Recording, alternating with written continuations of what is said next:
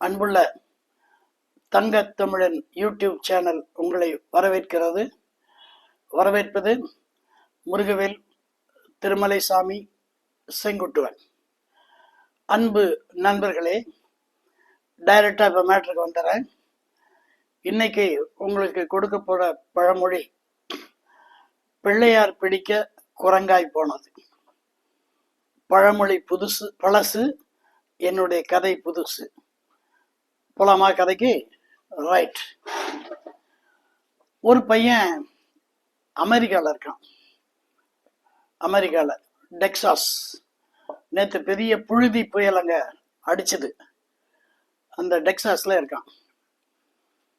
ஒரு சாஃப்ட்வேர் கம்பெனியில் வேலை செய்கிறான். அவன் பேர் முரளி. அவனுக்கு ஒரு நாள் அவங்க ஊர்ல இருந்து ஒரு லெட்டர் அனுப்புறாங்க. அந்த லெட்டர்ல ஒரு போட்டோ, இவனுக்கு பார்த்த பொண்ணோட போட்டோ. அது அந்த அஸ்ட்ராலஜர் அனுப்பிச்சிருக்காரு. இது ஒரு கொரியர்ல, இன்டர்நேஷனல் கொரியர்ல வருது. அப்ப இந்த முரளி இல்லை, சீட்ல இல்லை. அதனால என்ன சொல்லிட்டாங்கன்னா, பக்கத்துல வச்சுட்டு போங்க, நான் வந்தா கொடுத்துறேன்னு சொல்லி வாங்கி வச்சிடுறாங்க. ஸோ முரளி வெளியே போய் வர்றது கொஞ்சம் லேட் ஆயிடுச்சு. இந்த கொரியர் மார்னிங் வந்துச்சு, யாருமே பார்க்காம அப்படியே கிடந்திருக்கு. முரளியோட ஃப்ரெண்டு ஒருத்தன் அவர் வந்திருக்கார். அவர் பேர் ரவீந்திரன். அவர் இந்த கடிதத்தை எடுத்து பார்த்துட்டு, ரெண்டு பேரும் ரொம்ப திக்கஸ்ட் ஃப்ரெண்ட்ஸு, ஒளிவு மறைவெல்லாம் கிடையாது. அதனால என்ன பண்றாரு, அவர் ஓப்பன் பண்ணி பார்க்குறாரு. அதில் ரொம்ப பியூட்டிஃபுல்லான ஒரு பிக்சர், ஒரு பெண். அந்த பெண்ணோட படம், அந்த பெண்ணோட இது அதெல்லாம் டீட்டெயில்ஸ் எல்லாம் கொடுத்துருக்காரு அந்த ஜோசியர். ஜோசியருடைய டெலிஃபோன் நம்பர் கீழே இருக்கு. இவன் உடனே ஃபோன் பண்ணுறான். ஜோசியருக்கு ஃபோன் பண்ணி, இந்த மாதிரி நான் ரவீந்திரன் பேசுகிறேன், உங்கள் ஃபோட்டோவை நான் பார்த்தேன், அனுப்பிச்சிருக்கீங்க, எனக்கு அந்த பொண்ணை ஃபிக்ஸ் பண்ணிடுங்க அப்படின்னு சொல்கிறான். அவர் ஓகே பண்ணிடலாங்க, பட் அது கொஞ்சம் செலவாகும் அப்படின்னு சொல்ல. என்ன செலவாகும்? நான் வழக்கமாக எல்லாருக்கும் ஒரு 20,000 ரூபா வாங்குவேன், நீங்கள் ஃபாரின்லாம் இருக்கனால 1,00,000 ரூபா அப்படிங்கிறான். ஒன்றும் பிரச்சனை இல்லை, நீங்கள் ஃபிக்ஸ் பண்ணிடுங்க அப்படின்னு சொல்கிறோம். சொல்லிட்டு அந்த ஃபோட்டோவையும் லெட்டரையும் அந்த இடத்து டேபிள்லேயே வச்சுட்டு ஹி ஹாஸ் லெஃப்ட் பண்ணிடுறான். ஒரு 2 மணி நேரம் கழிச்சு முரளி வரா. அப்படி வந்தோடனே அந்த லெட்டரை பார்க்குறாரு. பார்த்தோன்னா அந்த பொண்ணு ரொம்ப அழகாக இருக்கு. உடனே அந்த ஜோசியரை கூப்பிட்றாரு.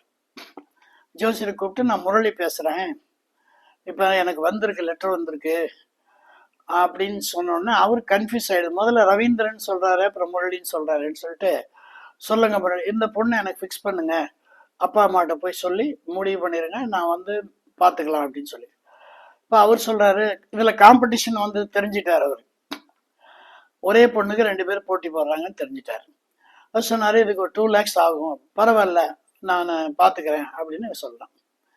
சொல்லிட்டு என்ன பண்ணுறான், ஃபஸ்ட்டு முரளி அங்கேருந்து கிளம்புறதுக்கான ஏற்பாடெல்லாம், இப்போ அமெரிக்காவிலேருந்து சடனாக கிளம்ப முடியாது இல்லையா, ஒரு 10-15 நாளுக்கு எல்லாமே கிளம்புறான்.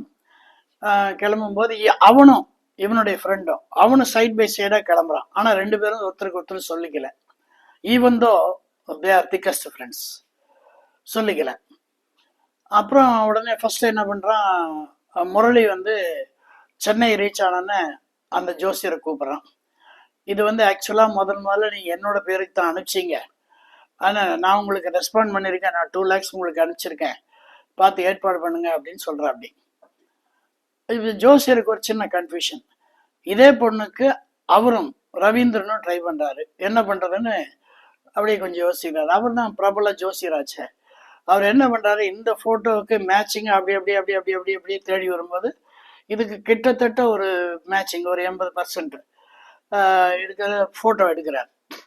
இவர் என்ன நினைக்கிறாரு, ஃபோட்டோ ஒரு தானே பையன் பார்த்துருப்பான், அதனால இது ஒன்றும் பெரிய டிஃப்ரென்ஸ் எல்லாம் கண்டுபிடிக்க முடியாதுன்னு நினச்சிக்கிறாரு. நினச்சிட்டு இந்த பொண்ணை ரவீந்திரனுக்கு செட் பண்ணிடுறாரு. ஸோ முரளிதரனுக்கு ஒரிஜினல் பொண்ணு செட் ஆயிடுது. ரவீந்திரனுக்கு அந்த ஒரிஜினல் பொண்ணு மாதிரி இருக்க பொண்ணு செட் பண்றாரு. 2 பேருக்கும் வெவ்வேறு நாள்ல திருமணம் நிச்சயிக்கிறாங்க. வெவ்வேறு பேரண்ட்ஸ் எல்லாம் வெவ்வேறு ஊர்னால ஒருத்தருக்கு ஒருத்தர் சொல்லிக்கல. இவன் என்னோட மேரேஜ்னு இவன் சொல்ல, அவன் அவன் மேரேஜ்னு சொல்ல, 2 பேர் மேரேஜும் நடந்துருது. எஸ். இப்போ என்னாச்சு? இதுதான் சஸ்பென்ஸ். இப்போ என்னாச்சுன்னா, மேரேஜ் முடிஞ்ச உடனே இவன் முரளிதரன் வந்து அந்த பொண்ணுகிட்ட பேசிட்டு இருக்கும்போது, உன்னோட படத்தை பார்த்தோன்னே எனக்கு பிடிச்சோன்னு நான் சொன்னேன் அப்படின்னா, அந்த பொண்ணு சொல்லுது, இந்த மாதிரி உங்களை பற்றி நான் கேள்விதான் பட்டேன், பட் நான் பார்க்கல, உங்களை பார்த்தோன்னே எனக்கு பிடிச்சதுன்னு சொல்லி அவங்க 2 பேரும் ஒரு காம்ப்ரமைஸ் ஆயிடுறாங்க. காம்ப்ரமைஸ் ஆகி அவங்க ஒரு செட் அந்த பக்கம் போயிடுறாங்க. இவன் ரவீந்திரன் அவன் கன்னிங் ஃபெலோ. ஆக்சுவலா வந்து இன்னொருத்தர் லெட்டரை பிரிச்சே படிச்சிருக்கவே கூடாது. ஆனா பிரிச்சு படிச்சு அவனுக்கு வந்த பொண்ணை எனக்கு பாருங்கன்னு சொன்னது அதை விட பெரிய தப்பு இல்லையா? அப்போ நம்ம தப்பு பண்ணினோம்னா நம்மளுக்கு ஏதாவது ஒரு பனிஷ்மெண்ட் இருக்குமா இருக்காதா? இருக்கும். அப்போ பனிஷ்மெண்ட் இருக்கு. என்ன பனிஷ்மெண்ட்னு பார்ப்போம். இவங்க ரெண்டாவது இவனுக்கு மேரேஜ் முடிஞ்சோன்னா இவன் வந்து 2 பேரும் பக்கத்தில் உட்கார்ந்துருக்கும் போது ரவீந்திரன் வந்து பொண்ணை பார்த்து சொல்றான், டார்லிங், உன்னுடைய ஹேரை பார்த்து தான் நான் வந்து ஃபர்ஸ்ட் லைக் பண்ணேன்.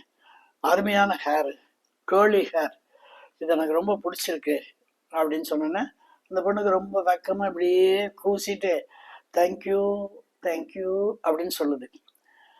அப்புறம் சொல்றான், இது மட்டுமல்ல, நீ சிரிக்கும் போது அந்த முத்து பற்கள் அப்படியே மின்னுது, அதனாலயும் நான் என்ன ரொம்ப பிடிச்சிருச்சு அப்படின்னு சொல்றான். தேங்க்யூ தேங்க்யூ அப்படின்னு அந்த அம்மா சொல்லுது. சொல்லிட்டு 2 பேரும் சாயந்தரம் ஒரு வெளியில போறதுக்கு பிளான் பண்றாங்க.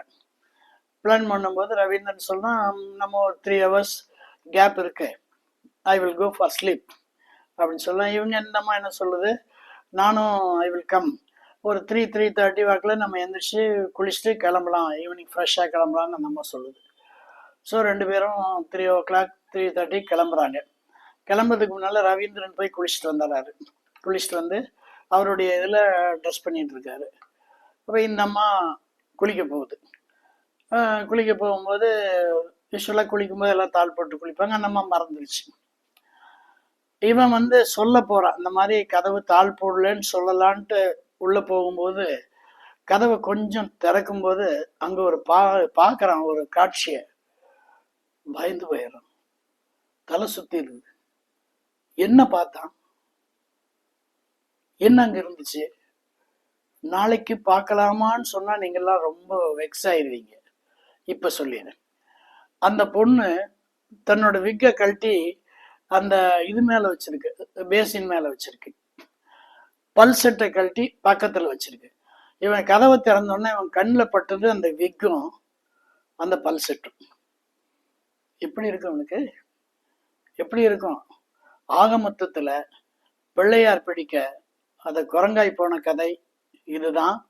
நியாயம், நேர்மை, தர்மத்துக்கு எப்பவுமே ஒரு விலை உண்டு.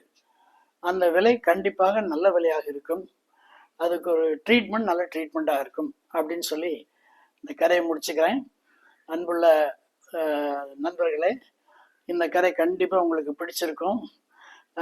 இதில் வந்து நம்ம பார்க்க வேண்டிய ஒரே ஒரு சின்ன பாயிண்ட் என்னன்னா, ப்ரைவேசின்னு சொல்லி ஒன்று இருக்கு. ப்ரைவேசிங்கிற வார்த்தை ரொம்ப அருமையான வார்த்தை.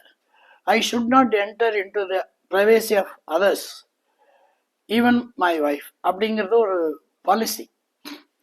அப்படி இருக்கும்போது இன்னொரு நண்பனுக்கு வந்த என்வலப்பை நம்ம பிரித்து பார்க்கறது ரொம்ப பெரிய தப்பு இல்லையா? அதுதான் பிள்ளையார் பிடிக்க குரங்காய் போன கதை.